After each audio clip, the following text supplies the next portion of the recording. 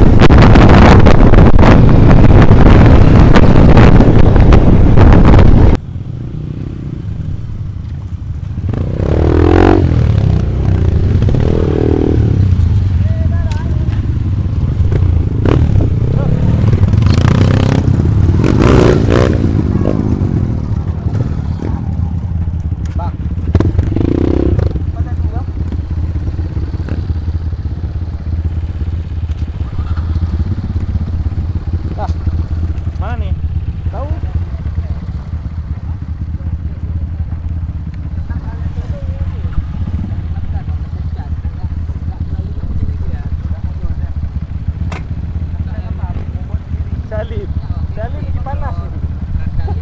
Cie, mata baru. Anda baru. Keluar lagi anda baru. Mana ni? Ke mana bang? Ya, mau. Kopi deh.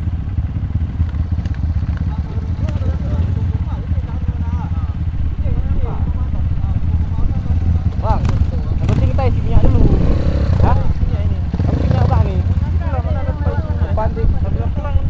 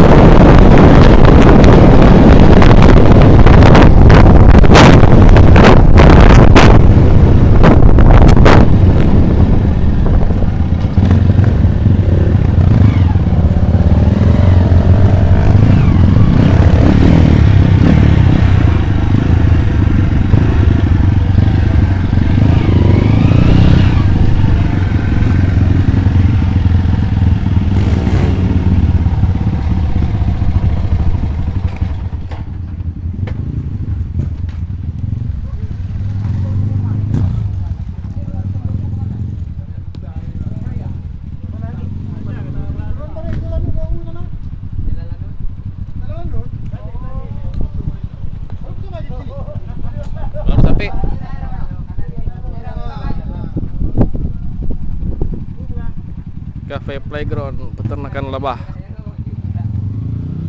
Taman rusa. Kita mau rusa. Kebun kurma. Apa lagi Bang Lem? Minum lu. Minum lu. Parkir lu.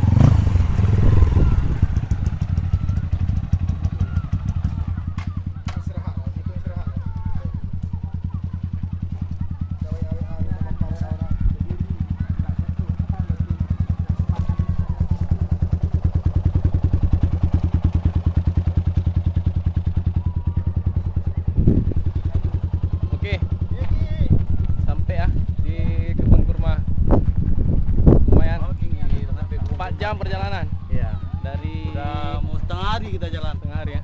Saya kan masuk dari arah sana, arah Lanut sana. Oke bang. Udah tembus sampai kebun kurma. Oke, minyak nggak tuh ada mesin depan nggak isinya. Si Anggi juga kayak gitu. Apa tuh? Sebelum dia bisa main berdiri nggak nikmat garung itu. Betul Anggi. Memang ngeri pertamanya, tapi setelah kita tahu lebih ngeri duduk. Ya sakit pun kita. Lebih enak berdiri kalau ada ini ya batu-batu. Tadi itu udah ngerti. Sini belajar berdiri kan. Oke dulu ya. Buat angka 8. Ngopi dulu.